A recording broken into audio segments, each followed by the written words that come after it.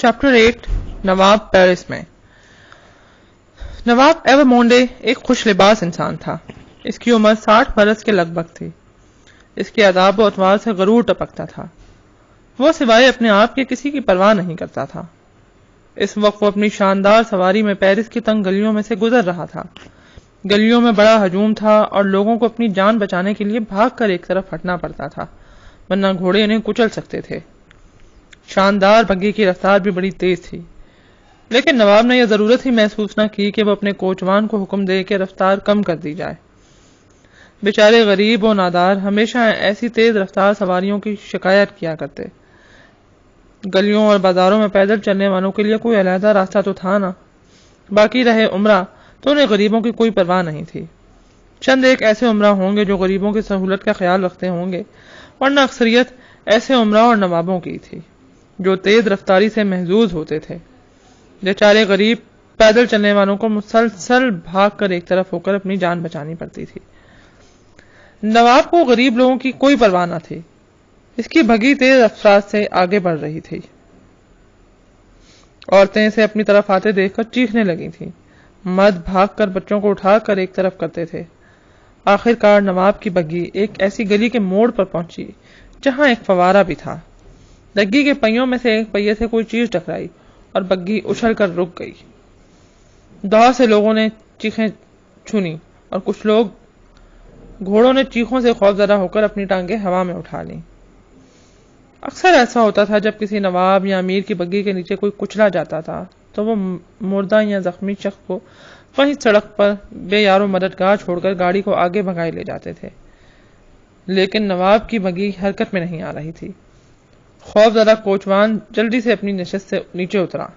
10 لوگوں نے گھوڑوں کو تھام رکھا تھا۔ کھڑکی سے باہر دیکھتے ہوئے نواب نے پوچھا، کیا ہوا؟ ایک لمبے قد کے آدمی نے کوئی لپیٹی ہوئی چیز جو گھوڑوں کے قدموں میں پڑی تھی اٹھائی۔ اس نے اسے فوارے کے قریب رکھا، پھر وہ اس لپیٹی ہوئی چیز کے پاس کیچڑ میں جھک گیا، کسی وحشی جانور کی طرح رونے لگا۔ ایک شخص جس کے لباس کے چیتھڑے اڑے ہوئے تھے، اس نے نواب کو مخاطب کر کے کہا، حضور، نواب صاحب، وہ ایک بچہ ہے۔ نواب نے بڑی حقارت سے پوچھا، یہ آدمی ایسے خوفناک انداز میں کیوں رو رہا ہے؟ کیا یہ اس کا بچہ ہے؟ پھٹے کپڑوں والے شخص نے جواب دیا، جی حضور، وہ اس کا ہی بچہ ہے۔ فوارہ نواب کی کھڑی بگی کے قریب ہی تھا۔ وہ لمبا آدمی جو بچے کا باپ تھا اچانک اٹھ کر کھڑا ہوا اور اس نے بگی کی طرف بھاگنا شروع کیا۔ نواب نے اپنا ہاتھ اپنی تلوار کے دستے پر رکھ دیا۔ ہلاک کر دیا، لمبا آدمی چیخا۔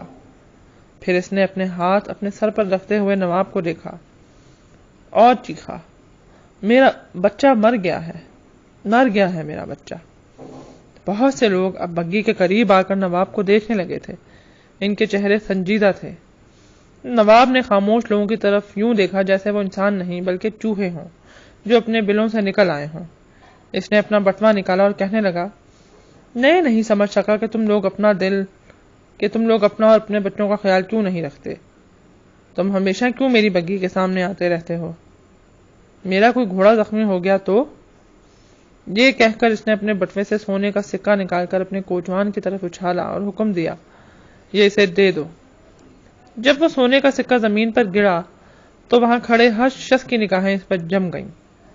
لمبے قد کا آدمی وحشیانہ انداز میں پھر چیخا، مر گیا۔ ایک آدمی کو دیکھ کر سب لوگوں نے اسے راستہ دینا شروع کیا تاکہ وہ آگے بڑھ سکے۔ جب کچلے جانے والے بچے کے لمبے قد والے باپ نے اس آدمی کو دیکھا تو وہ اس آدمی کے کندھے پر ہاتھ رکھ کر فوارے کی طرف اشارے کرنے لگا جہاں کچھ عورتیں بچے پر جھکی ہوئی تھیں۔ بیچاری عورتیں بے بسی اور غم سے بچے کے پاس مردوں کی طرح خاموش کھڑی تھیں۔ نووارد نے بچے کے باپ سے کہا، میں جانتا ہوں، میں سب جان گیا ہوں، بہادر بنو، حوصلہ کرو۔ اس بیچاری ننھی سی جان کے لیے یہی اچھا ہوا کہ وہ غربت کی زندگی میں بار بار مرنے کے بجائے ایک بار ہی مر گئی۔ ایک لمحے میں درد کے بغیر وہ مر گئی۔ گیسپرڈ، نواب نے مسکراتے ہوئے نووارد سے پوچھا، تم ایک عقل مند آدمی ہو، کیا نام ہے تمہارا؟ میرا نام ڈی فوگ ہے، اس نے جواب دیا۔ کیا کام کرتے ہو؟ نواب نے پوچھا۔ نواب صاحب، شراب بیچتا ہوں، ڈیفوگ نے جواب دیا۔ نواب نے سونے کا ایک سکہ ڈیفوگ کی طرف اچھالتے ہوئے کہا، اسے اٹھا لو عقل مند آدمی، اور شراب بیچنے والے، اسے خرچ کرو، عیش کرو۔ پھر کوچوان سے پوچھا، کیا گھوڑے تیار ہیں؟ نواب پیچھے ہٹ کر اپنی نشست پر بیٹھ گیا۔ پھر اس نے عوام پر نگاہ ڈالنے کی ضرورت محسوس نہیں کی۔ اس وقت وہ ایک ایسے شریف آدمی کی طرح دکھائی دے رہا تھا جس سے کوئی معمولی سی چیز ٹوٹ گئی ہو اور اس نے اس کی اسی لیے قیمت ادا کی ہو کہ وہ اس نقصان کی قیمت ادا کر سکتا تھا۔ لیکن وہ یکدم چونکا۔ ایک اچھلتا ہوا سکہ کھڑکی کے اندر سے بگی میں آیا اور فرش پر گر کر کھنکھنا اٹھا۔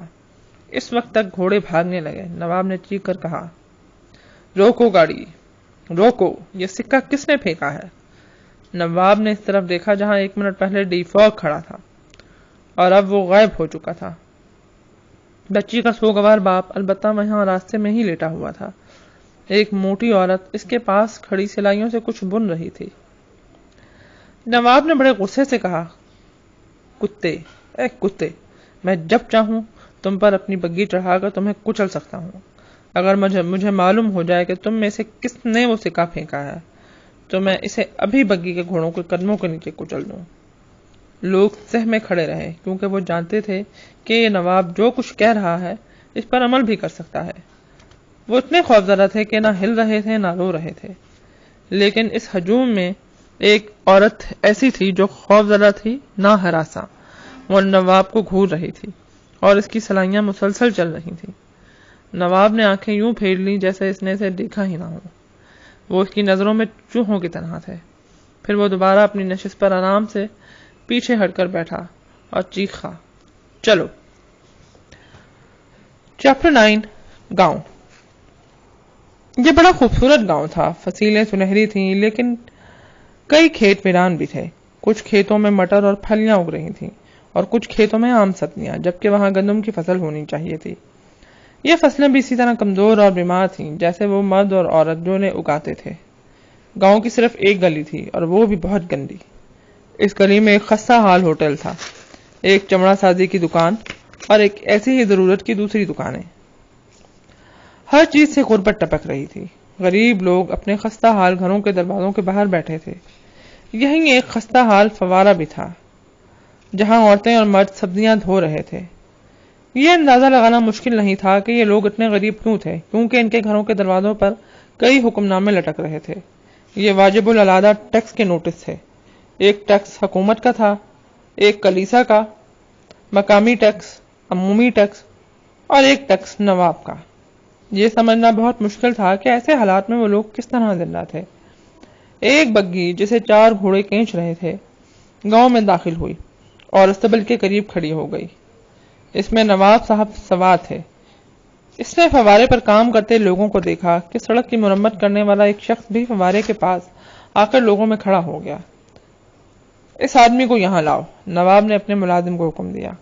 وہ شخص ٹوپی ہاتھ میں پکڑے سہما ہوا نواب کے پاس پہنچا۔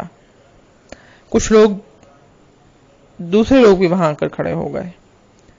میں تمہارے پاس سے سڑک پر گزرا تھا، نواب نے پوچھا۔ ہاں میرے آقا، مزدور نے جواب دیا۔ تم غور سے کیا دیکھ رہے تھے؟ نواب نے پوچھا۔ میرے آقا، سڑک کی مرمت کرنے والے مزدور نے کہا، میں ایک آدمی کو دیکھ رہا تھا۔ یہ کہہ کر وہ جھکا اور بگی کے نیچے دیکھنے لگا۔ دوسرے لوگ بھی بگی کے نیچے دیکھنے لگے۔ سور، کون آدمی؟ نواب نے غصے سے کہا، اور یہ تم بگی کے نیچے کیا دیکھ رہے ہو؟ حضور، وہ گاڑی کے نیچے تھا، ایک زنجیر کو پکڑے ہوئے۔ کون تھا وہ؟ نواب نے گڑگڑار لہجے میں کہا۔ احمق، بتاؤ کون تھا وہ؟ تم گاؤں کے سب لوگ اس کا نام جانتے ہو۔ مزدور نے جواب دیا، حضور، وہ آدمی نہ تو اس گاؤں کا تھا نہ ہی آس پاس کے دیہات کا۔ میں نے اس سے پہلے سے کبھی نہیں دیکھا تھا۔ نواب نے سخت لہجے میں پوچھا، تم نے بتایا کہ وہ میری بگی کے نیچے زنجیر سے لٹکا ہوا تھا، کیا وہ اپنے آپ کو ہلاک کرنا چاہتا تھا؟ حضور، واقعی بڑی عجیب بات ہے، اس کا سر پیچھے کو لٹک رہا تھا۔ کیسا نظر آ رہا تھا وہ؟ نواب نے پوچھا۔ حضور وہ سڑک کی گرد سے اٹا ہوا تھا، اس کا چہرہ دکھائی نہیں دے رہا تھا، ویسے وہ لمبے قد کا تھا۔ نواب نے اسے ڈانٹ پلا دی۔ احمق، تم نے اسے میری بگی کے نیچے لٹکا ہوا دیکھا اور مجھے بتایا تک نہیں۔ پھر اس نے اپنے ملازم کو جو ٹیکس نہیں وصول کیا کرتا تھا حکم دیا، ان احمقوں سے کہو یہاں سے دفع ہو جائیں، چلو دفع ہو جاؤ یہاں سے۔ نواب کے ملازم نے جب حکم دیا۔ جب دیہاتی چلے گئے تو نواب نے کہا، اگر کوئی اجنبی آج گاؤں میں رات بسر کرنے کے لیے کسی سے بھی کمرہ یا جگہ مانگے تو اسے پکڑ لینا اور اچھی طرح تسلی کر لینا کہ وہ کیسا آدمی ہے۔ میرے آقا، ملازم نے جواب دیا، میں آپ کے حکم کی تعمیل کروں گا۔ چیپٹر 10 گیسپرڈ کا انتقام۔ وہ لمبے قد کا آدمی جس کی بچی نواب کی بگی کے نیچے آ کر مر گئی تھی، اس کا نام گیسپرڈ تھا۔ نواب کا قلعہ بہت بڑا اور ہولناک تھا، اس کی عمارت کی ہر چیز پتھر سے بنائی گئی تھی۔ شمع بادار ملازم کے ساتھ نواب اندر داخل ہوا۔ یہاں کا ہر کمرہ قیمتی اشیاء سے سجا ہوا تھا۔ اس زمانے کے فرانس کے نواب بہت امیر ہوتے تھے۔ ان کمروں میں سے ایک کمرے میں کھانے کی میز سجی ہوئی تھی۔ یہ ایک اونچی چھت والا چھوٹا کمرہ تھا۔ اس کی کھڑکیاں کھلی تھیں لیکن ان کے شٹر نیچے آئے ہوئے تھے۔ میز پر 2 آدمیوں کو کھانا چنا ہوا تھا۔ کیا میرا بھتیجا لندن سے آ گیا؟ نواب نے اپنے ملازم سے پوچھا۔ ابھی نہیں آئے حضور۔ نواب نے 15 منٹ انتظار کیا۔ اسے بھوک لگ رہی تھی اس لیے وہ اکیلا ہی کھانے لگا۔ میز پر طرح طرح کے لذیذ کھانے چنے ہوئے تھے۔ نواب کا رخ کھڑکی کی طرف تھا۔ شوربہ ختم کرنے کے بعد جب وہ کوئی دوسری چیز کھانے والا تھا تو اچانک بولا، یہ کیا تھا؟ حضور کیا؟ ملازم نے ادب سے پوچھا۔ کوئی کھڑکی کے باہر تھا، شٹر کھول دو۔ ملازم نے حکم کی تعمیل کی اور کھڑکی سے باہر جھانک کر دیکھا اور کہا، حضور باہر تو کوئی بھی نہیں، رات ہے اور درخت۔ اچھا، نواب نے اطمینان سے کہا، شٹر گرا دو۔ ملازم نے حکم کی تعمیل کی اور نواب پھر کھانے میں مصروف ہو گیا۔ 2 گھنٹے کے بعد نواب کا بھتیجا اپنی گاڑی سے نیچے اترا۔ انگلستان میں وہ چارلس ڈارنے کے نام سے جانا جاتا تھا۔ نواب نے اس کا نرمی سے استقبال کیا لیکن انہوں نے ہاتھ نہ ملائے تھے۔ ڈارنے بھی کھانے میں شامل ہو گیا اور دونوں گفتگو کرنے لگے۔ جب تک ملازم کمرے میں موجود رہا انہوں نے کوئی اہم بات نہ کی۔ جب کھانے کے بعد ملازم ان کے سامنے کافی رکھ کر کمرے سے چلا گیا تو نواب کے بھتیجے ڈارنے نے کہنا شروع کیا، جیسا کہ آپ دیکھ رہے ہیں میں آ گیا ہوں اور آپ اس کی وجہ جانتے ہیں۔ میری سرگرمیوں نے مجھے غیر متوقع خطرے میں ڈال دیا ہے، لیکن اگر مجھے جان بھی دینی پڑی تو میں اپنا کام جاری رکھوں گا۔ نواب نے اسے پریشانی سے دیکھا۔ ڈارنے نے کہا، میرا خیال ہے اگر آپ کو یہ معلوم بھی ہو جائے کہ میری جان خطرے میں ہے تو آپ میری مدد نہیں کریں گے۔ اس کے چچا نے کوئی جواب نہ دیا اور ڈارنے کو خیال آنے لگا کہ اس کی سرگرمیوں کی وجہ سے انگلستان میں لوگ اسے جاسوس سمجھنے لگے ہیں اور وہ کسی وقت بھی اسے گرفتار کر سکتے ہیں۔ اس نے اپنے چچا کی طرف دیکھا اور کہا، بلا شبہ جناب، میں جانتا ہوں کہ آپ میرے کام کو زیادہ سے زیادہ مشکوک بنانے کی پوری کوشش کر رہے ہیں۔ نہیں نہیں، اس کے چچا نے جواب دیا، ویسے تمہیں یاد ہوگا کہ بہت عرصہ پہلے میں تمہیں بتا چکا ہوں کہ ہاں مجھے یاد ہے۔ یاد رکھنے کا شکریہ، نواب نے بڑے نفیس لہجے میں کہا، حالانکہ وہ اندر سے خوش نہ تھا۔ نواب کے بھتیجے ڈارنے نے عجیب بات کہی، جناب میرا ایمان ہے کہ یہ آپ کی بدقسمتی ہے کہ جس کی وجہ سے میں ابھی تک فرانس کی کسی جیل میں نہیں ہوں۔ نواب نے بڑے بھول پن سے کہا، میں سمجھا نہیں، کیا تم وضاحت کرنا پسند کرو گے؟ بھتیجے نے کہنا شروع کیا، پورا فرانس کئی برسوں سے آپ کو ناپسند کر رہا ہے اور میں یقین سے کہہ سکتا ہوں کہ آپ کا بس چلے تو آپ مجھے طویل مدت کے لیے جیل میں پھینکوا دیں۔ ڈارنے کے چچا نے بڑے ٹھہرے ہوئے لہجے میں کہا، ہاں یہ ممکن ہے، میں اپنے خاندان کے وقار کے لیے ایسا کر سکتا ہوں، لیکن بدقسمتی سے وہ فارم جن پر دستخط کر کے کسی کو بھی فرانس کے نواب جیل بھجوا سکتے تھے آج مشکل سے ہی فراہم ہوتے ہیں۔ بہت سے لوگ ان فارموں کے طلبگار ہیں لیکن وہ صرف چند افراد کو ملتے ہیں۔ فرانس کے شرفا کو ان کے بہت سے حقوق سے محروم کر دیا گیا ہے۔ فرانس بہت بدل گیا ہے، لوگوں کے حالات بدل گئے ہیں، اب یہ مشکل ہو رہا ہے کہ وہ ہماری مکمل اطاعت کریں۔ نواب نے بڑی مایوسی سے کہا۔